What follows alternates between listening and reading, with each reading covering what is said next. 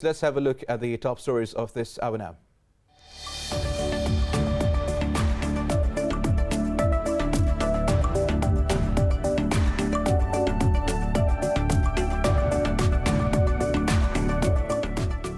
The Taliban have claimed completely conquering Panjshir province, the last holdout of resistance forces in northern Afghanistan. Spokesperson Zabiullah Mujahid assured there will not be any discrimination against the people of Panjshir. However, the National Resistance Front said their fight against the Taliban will continue until freedom prevails. The development comes hours after the front leader Fahad Massoud called on the Taliban to halt their offensive and enter peace talks.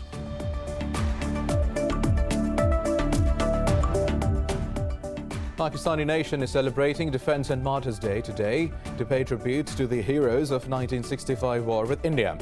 It was a momentous day in Pakistan's history when its armed forces thwarted Indian offensive. In their messages, President Arif Alvi and Prime Minister Imran Khan have renewed Pakistan's pledge of never compromising on its sovereignty and its principled stand on Kashmir.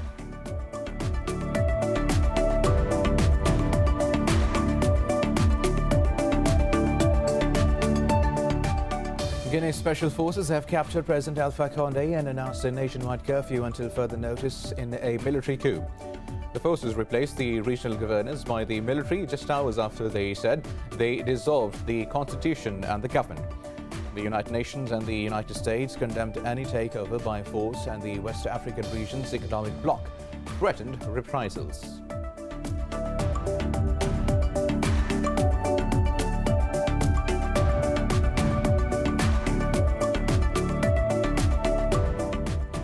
Hard-hit Mexico and Brazil have seen a drop in coronavirus numbers as both logged less than 300 daily deaths. Meanwhile, Pakistan has registered 57 new fatalities and over 3,600 infections in the last 24 hours. Globally, the COVID-19 death toll has reached over 4.56 million, while the caseload is more than 220 million.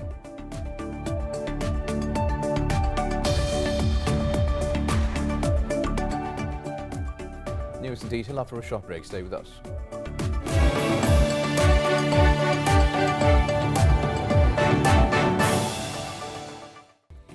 Welcome back. Now let's have the news in detail. We'll start from Afghanistan, where the Taliban claim to have completely conquered Panjshir province, the last holdout of resistance forces in Afghanistan. Spokesperson Zabiullah Mujahid assured there will not be any discrimination against the people of Panjshir.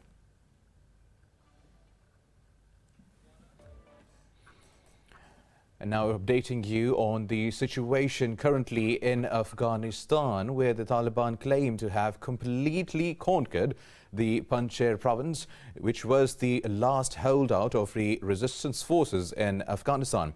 Now, spokesperson Zabiullah Mujahid assured there will not be any discrimination against the people of Panjshir. Now, for more on this, we have with us Sumaira Khan, Bureau Chief, Islamabad. We'll talk to her after this report. The Taliban spokesperson Zabiullah Mujahid said, at this point, Afghanistan has completely come out of the vortex of war and the people are free. However, the National Resistance Front rejected the Taliban's claim as false, saying their forces are present in all strategic positions. The NRF says their struggle and fight against the Taliban will continue until freedom prevails. This comes hours after the front's leader, Fahad Massoud, called on the Taliban to halt their offensive and enter peace talks again. In a Facebook post, Massoud said the NRF will stop fighting if the Taliban cease their attacks. Earlier, there are reports that NRF spokesperson Fahim Dashti was also killed during fighting in Panjshir. Meanwhile, the U.S. Secretary of State Antony Blinken has departed for Qatar and Germany to thank them for helping evacuations. It overlaps with Defense Secretary Lloyd Austin's wider Gulf visit covering Saudi Arabia, Qatar, Bahrain, and Kuwait.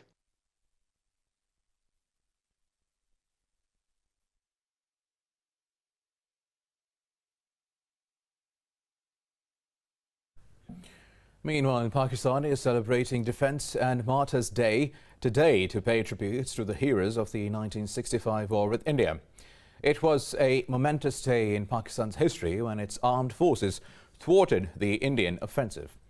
This year's theme is Our Martyrs, Our Pride. Salute to all the relatives belonging to Ghazis and the Shaheeds.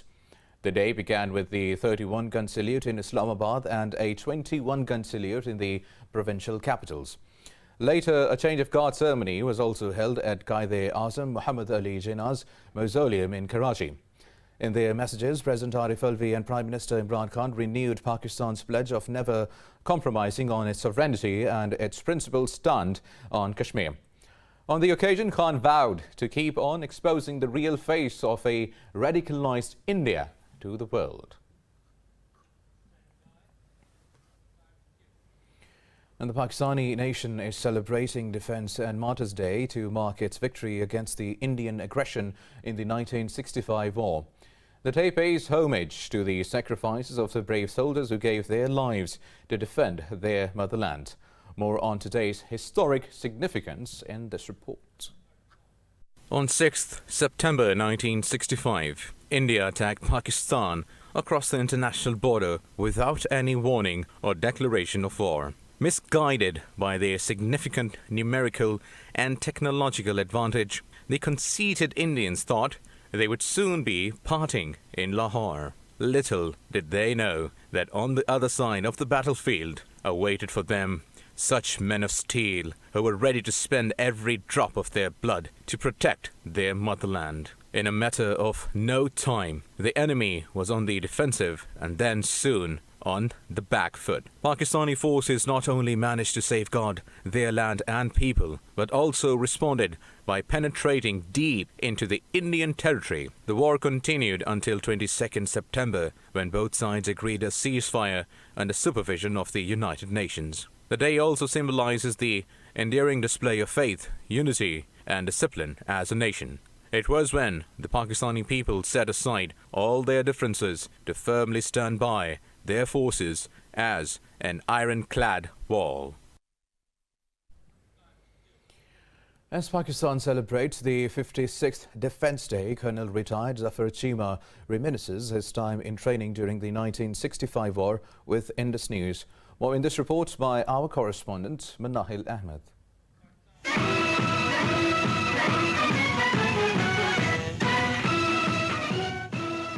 The 6th of September represents Pakistan's valiant armed forces who rebuffed the Indian attack with full vigor. Colonel retired Zafar Chima was in the Pakistan Military Academy when the Indian forces launched an attack without a declaration of war. He said during the war, the duration of his training increased to 15 hours per day in Kakul. The remaining period of the training in the PMA, we just underwent the military training, the drills, and the tactical studies and all.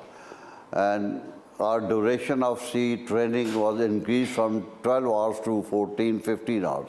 After completing his training, he was commissioned to his unit in the Sialkot Center where the biggest tank battle was fought. He said despite the ceasefire, the Indians tried to capture more area.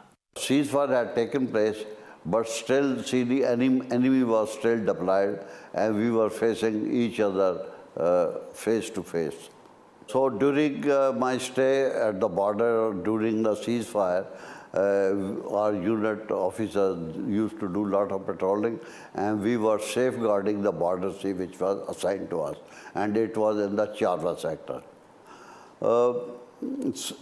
During this period in my unit, Indians tried a couple of times to capture more area. So we also attacked them and dislodged them. Chima said the morale and purpose of Pakistani forces were high enough to attain victory despite being outnumbered by the enemy. Manahil Ahmed, Indus News, Islamabad. Now, the Indo-Pakistan War of 1965 saw the second largest tank battle of history since the Second World War. Pakistan won the Battle of Chawinda by destroying hundreds of enemy tanks and naming the battlefield the graveyard of Indian tanks. More about the historic encounter in this report.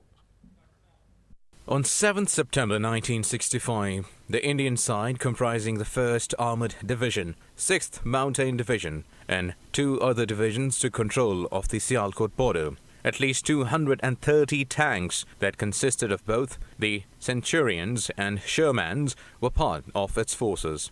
They planned to capture the Grand Trunk Road with an intent to completely cut off the Pakistani supply line across Wazirabad. However, Pakistan Army immediately responded with the 7th Infantry Division and the 6th Armoured Division in Chawinda. Majority of its tanks came from the 25th Cavalry, which was commanded by Lieutenant Colonel Nisar Ahmed. At this point in the battle, the Indian side outnumbered the Pakistanis by 10-1. Yet, for the next several days, Pakistani soldiers fought valiantly, successfully stalling the Indian advance despite being outgunned. Meanwhile, the country's air force also aided its ground troops by decimating several Indian tank columns and infantry brigades. The courage and strategic brilliance of Pakistani forces resulted in the retreat of India's 1st Armoured Division, subsequently seizing all its offensives. The Indians were soon forced to run away, leaving behind their tanks and bodies of hundreds of their fallen compatriots. Meanwhile, the Indian armoured line was completely decimated with the loss of at least 180 tanks, thereby naming Chawinda as the graveyard of Indian tanks. Now, for more on this, we have in studio with us Fahad Massoud, international security analyst with extensive aviation experience, and we are going to ask him to take us back to 1965, first of all, 6th of September, just to reprise our audience what really happened with India on that day. Well, it's a 2-week-long affair that started off on the 1st and finished later on, but 6th and 7th become the crucial dates where the air war had, or the Pakistan Air Force had complete air superiority within the eastern border and with India specifically. So that is where Alam, Rafiqi, Yunus and Cecil and Middlecourt and everybody who was there at that point in time were engaged directly with the enemy aircraft, may it be in an air-to-air or an air-to-ground battle. So we did our bit during that time, and obviously we had our victories that came across with Alam in the event of those 5 aircraft that were shot down over Sargodha. So it's a affair of 2 weeks as we speak. Right, Fahad, you have been in the cockpit. Also share that experience and what it is to sit there and hit the Indian jets and to send them back. And also, do we still have heroes like, as you mentioned, Rafiqi, Cecil and Yunus in the Pakistan Air Force right now? Well, with my own experience, I have some amount of military fighter flying experience since 99. But what I would like to take back is, once again, as an analyst on this whole situation, that the time once this thing was taking place, if we look into the context of things, we were in a domain of both CETO, CENTO, and a lot of other things going across globally. We were within the American bloc at that time. We were willing to go against the Soviet bloc. So that being that, the Air Force at specific of the dates that I've mentioned, 6th and 7th, we were in a state of what the Noor Khan, who was at that time Chief of the Air Staff, referred to as preemption. That was the doctrine that we followed. So looking at that specific timeline, the whole situation was very dynamic. We had determined that the targets that needed to be engaged across the eastern border were practiced, planned and executed well. The experience, if considering that specific time, we have, what do we say, the adrenaline was on the higher side. It was rushing. We were looking for the enemy in the air and on the ground both. So if we look at the complete situation, the scenario, we look at heroes who came across in different timelines within these 2 weeks. And if we look at the present time, it's not too far back, 27th Feb 2019, where we did exactly what we were supposed to do as an Air Force to defend the aerial frontiers of the state. We still have heroes, heroes by the name of, if we go back to, once again, the same timeline, Hassan Siddiqui, he's infamous right now, Wing Commander Noman Ali Khan, same thing. On the other side, we have a lot of Asifs, a lot of Bilals, a lot of other people who are doing well within the complete affair of things. So a lot is happening as we speak. Right, Fahad, if we watch the history, it is completely understood. India misunderstood and miscalculated the Pakistani response. Now, what lessons were learned from that encounter? Well, we have, as we call, gone through the stages, starting from where we were at the ab initio stages from 47 till date. We have gradually improved within our tactics, strategy, doctrine, as well as the application of it. Lessons learned from 65 that we had to be ready for an enemy who is greater in number. We have to be excellent at what we do because quality was something that we could work on. Quantity was never on our side. Outgunned 1:5 during 65 was a big number. But rest assured, we really put our heads down and came up with this concept of energy maneuverability. We picked it up from the Americans and evolved it into what we now called as dogfighting. So we did well where we were in 65, but we haven't stopped since then.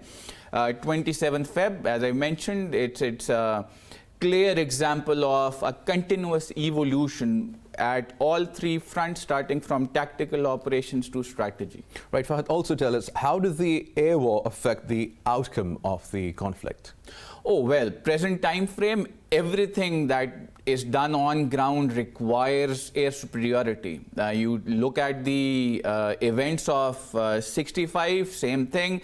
If you go on the international front, go to the Iraq War of 91, without the air superiority available, it wasn't possible that they could fight with relative independence. So the people on ground, the armies on ground as well as on the sea require a good amount of ability to maneuver. So the Air Force in specific in 65 enabled the military forces on ground to have relative freedom of movement. So that is how it is. But we have to continue to evolve, and the doctrines keep changing from of preemption of 65 to ever readiness of 2019, 27th Feb. So we have to be there every time. Now, talking about the doctrines now, doctrinal implications in contemporary times in regional air war possibilities. Well, if you look at the onset of aviation or military aviation, we had people like Billy Mitchell, Hugh Trenchard, who came up with the ideas of the bombers will always get through.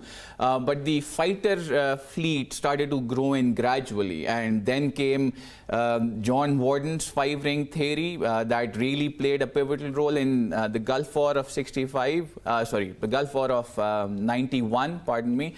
65, Noor Khan, one-word doctrine of preemption was what enabled us to do what we did. But where we stand today, contemporarily, there is this very important doctrine of SPOT. SPOT stands for Strategic, Persuasive, Oriented Targeting, where you hit the enemy where it hurts. This specifically goes for a relatively smaller air force in quantum and quantity, but excellence as we speak is one of the hallmarks of the Pakistan Air Force. So we continue to evolve, and this doctrinal implication or improvement is where it starts from the grand strategic to operational to tactical scale as well. Right. Now, Fahad, lastly, if there's a message you want to send out to Pakistan's enemies, internal and external, obviously, with respect to 6th of September. Well, first and foremost, we are ready, we are waiting. If you want to test us, you've done it before, call it 65, call it 2019, 27th Feb. We are in the air, no matter where you come from, you call it the Eastern or the Western Front, we are ready, we are able, and we are waiting. Right, Fahad Massoud, international security analyst with extensive aviation experience. Thank you very much for coming here and talking to us about 6th of September and the role of Pakistan Air Force. And as he said, the Pakistan Armed Forces are ready and they are waiting and they can take you down. This is all. Now, the Taliban claim to have completely conquered Panjshir province, the last holdout of the resistance forces in Afghanistan. Spokesperson Zabiullah Mujahid assured there will not be any discrimination against the people of Panjshir. Now, for more on this, we have with us Sumaira Khan, our bureau chief in Islamabad. Now, Sumaira, the Taliban have claimed to capture the Panjshir Valley. However, the National Resistance Front announced to continue fighting. So, Sumaira, what is the ground situation there? Thank you very much. The kind of news I'm receiving from Panjshir right now, specifically from our sources from Bazarak and a couple of people, a couple of personalities from the resistance forces as well, those who are in contact with us off and on, and they are of the view that yes, there is seemingly quite a control that has been taken over by the Taliban in Panjshir Valley, and it will be for the first time that Northern Alliance control has vanished from the valley, and there will be a proper governance and law and order by the Afghan government and under the rule of Talib forces. So it will be after 43 years that Northern Alliance is out of Panjshir Valley. So Zabiullah Mujahid, the spokesperson of Islamic Emirate of Afghanistan, he just announced in a press conference just a while ago in Kabul, and he spoke to people and he gave assurances once again. But we are hearing from the resistance forces as well that they are going to keep fighting, because still we are unable to get the exact hideouts. I guess I've heard about Amrullah Saleh, that Amrullah Saleh has fled to Tajikistan, and we are trying to confirm those news as well. And the fate of Fahad Massoud, that is yet to be it is yet to be decided. Since they are going to depute the governor and the deputy governor of the province from the Panjshir Valley, and Zabi has just told the reporters that both the personalities and the legitimate government officers, they are going to be dealt by the Panjshiris, not by the people from any other province, just to keep calm and peace in the valley. So the people are more they're more confident about the governance in the valley. So right now, the kind of measures they are taking, they are just taking those measures to keep the confidence of masses of the valley. I'm sorry, I'm on a airbase right now, so you might be listening to those shootings as well. So this is the scenario right now in Panjshir Valley, and I think this is going to be the Talib victory in the Panjshir Valley after 43 years in Afghanistan, and we can say that there is a legitimate rule on the entire Afghanistan right now under the Islamic Emirate of Afghanistan. Right, Sumaira Khan, our bureau chief in Islamabad, updating us on the latest on Panjshir Valley. We'll move on with the news bulletin after a short break.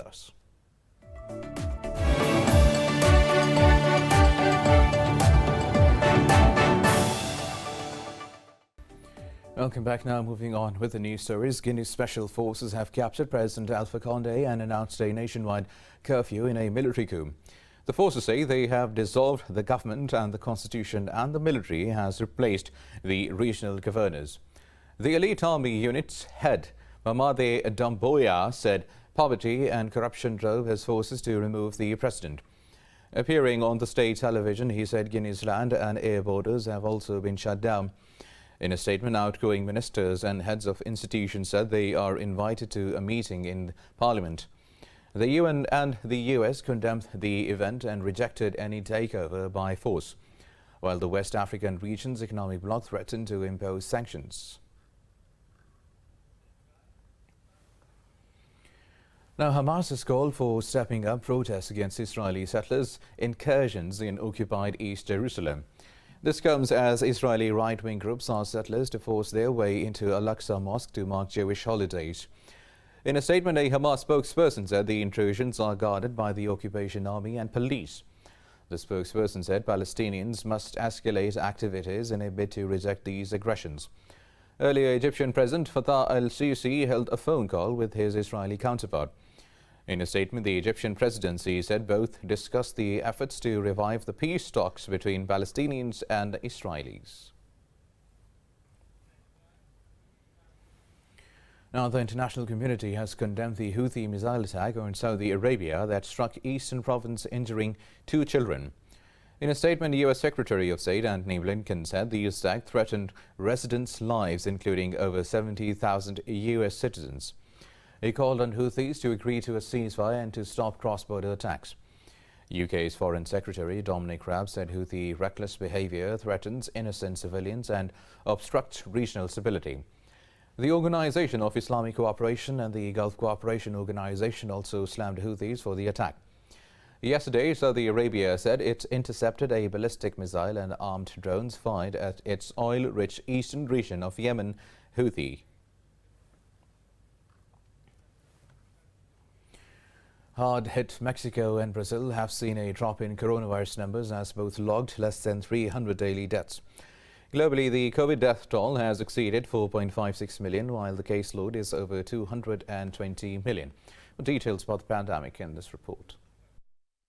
Despite over 5 billion COVID-19 vaccine doses administered globally, many countries continue to face steep increases in infections and deaths. The World Health Organization chief says almost 75% of these doses have been administered in just 10 countries.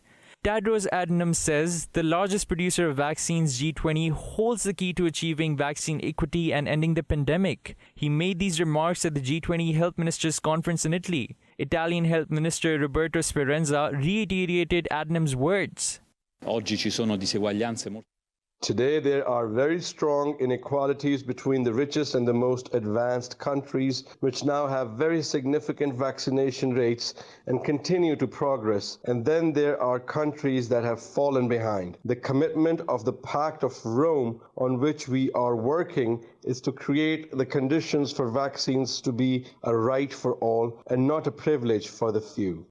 In Amsterdam, thousands of people staged a protest around Dam Square against the coronavirus restrictions. In the U.S. state of Texas, over 14,000 people are hospitalized, just below a record set in January as a winter wave wreaked havoc across America. States' rural health facilities are being forced to keep patients they are not equipped to care for. Over in the south, after months of stalled attempts to obtain the vaccines through COVAX, Venezuela is finally said to receive the first batch. This week, the first vaccines from the COVAX mechanism will arrive. We hope the COVAX mechanism will accelerate so that in October, we'll receive all the vaccines to vaccinate an estimated 6 million of Venezuelans with the COVAX mechanism. In Vietnam, the health ministry says Ho Chi Minh City and capital Hanoi must vaccinate all of their adult residents with at least one shot by September 15th. Meanwhile, New Zealand has announced to ease COVID-19 curves in all regions outside Auckland from midnight on Tuesday. Meanwhile, in Pakistan, 57 more people have died of COVID-19 in the past 24 hours. The health ministry says the nationwide tally of deaths has climbed to 26,232. It said the positivity rate fell to 6.32% with 3,613 new infections reported overnight. Health officials say over 92,000 cases are active, of which about 6,500 are critical. Pakistan has registered over 1.18 million coronavirus cases so far. Meanwhile, more than 1,064,000 people have recovered. The ministry says the country has administered 61.7 million vaccine doses to date.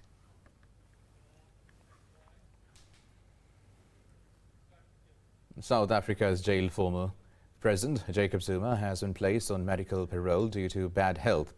In a statement, the Correctional Department said Zuma will complete his remaining sentence in the system of community corrections. The department spokesperson said he will be subjected to supervision until his sentence expires. He added Zuma is still in hospital but could go home to continue receiving medical care. The Jacob Zuma Foundation welcomed the decision of the payroll board. He was jailed in July this year for defying a court order to give evidence at an inquiry that was probing corruption during his tenure. Every year, Bolivians clear cars out their streets to celebrate Pedestrians Day. What purpose it serves in this report.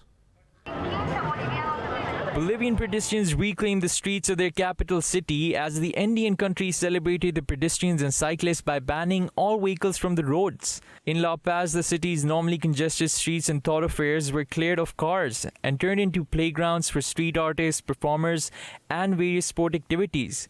The event encourages people to explore alternative modes of transport.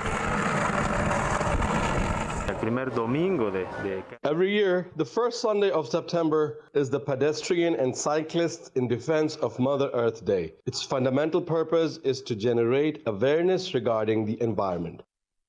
The car-free event started 22 years ago in Cochabamba, one of Latin America's 5 most polluted cities. It has gradually taken root across the country by 2011. It had become so popular that Bolivia's legislature declared a yearly Day of Pedestrian and Cyclists in Defense of Mother Earth.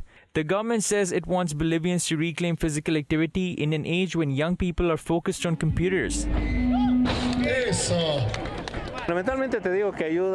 Fundamentally, this helps us. To me, this is the most important day this country has because we, the people, take back the public space, the streets, and that generates a change. It's also a day in which we allow cars to rest and therefore we can breathe without pollution despite having the face mask.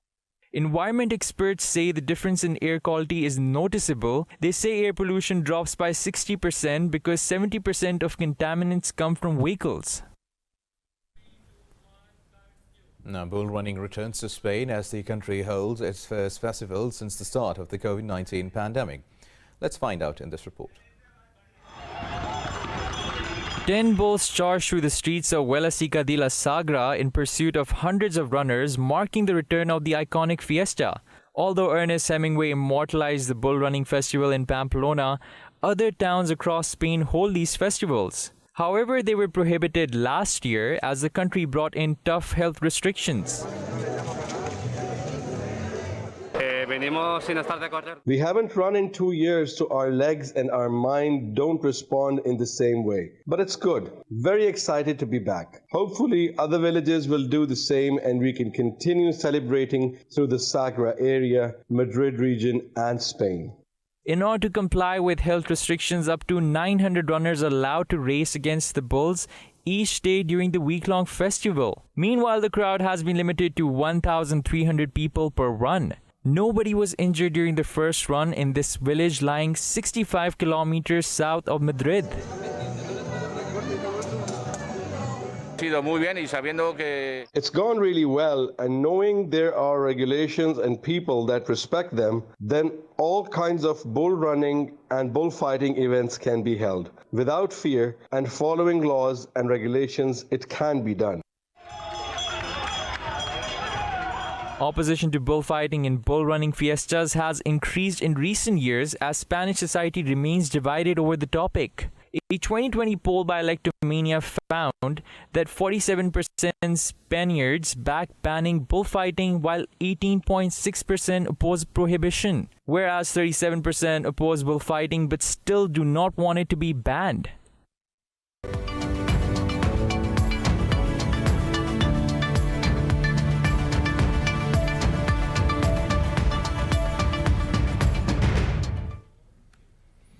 Now, stocks in the Asia-Pacific have gained as investors rally to start the trading week on a positive note. Japan's Nikkei 225 is leading the gains, rising close to 2%. Shares in mainland China added over 1%, while Hong Kong's Hang Seng also ascended nearly 1%. Australia's ASX 200 and Seoul's Kospi both rose marginally. And now for the latest weather updates from around the world, we have with us Raja Sarosh.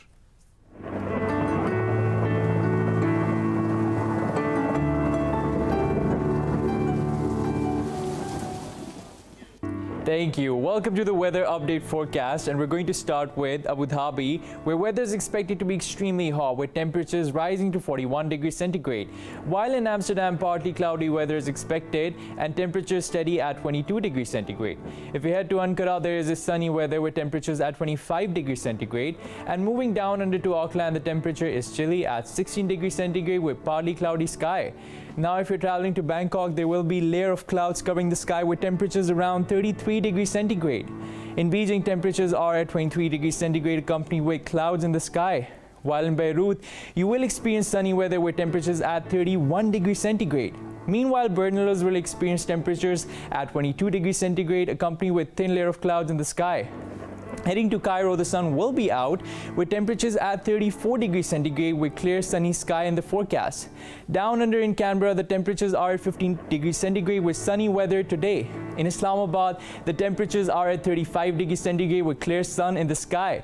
While in Jakarta, the temperatures are steady at 31 degrees centigrade with thunderstorm in the forecast. That's all for now. Back to you. Thanks, Arush, for the weather updates. And with that, we come to the end of this news bulletin. For the latest updates, you can follow us on social media at Indus Doctrines.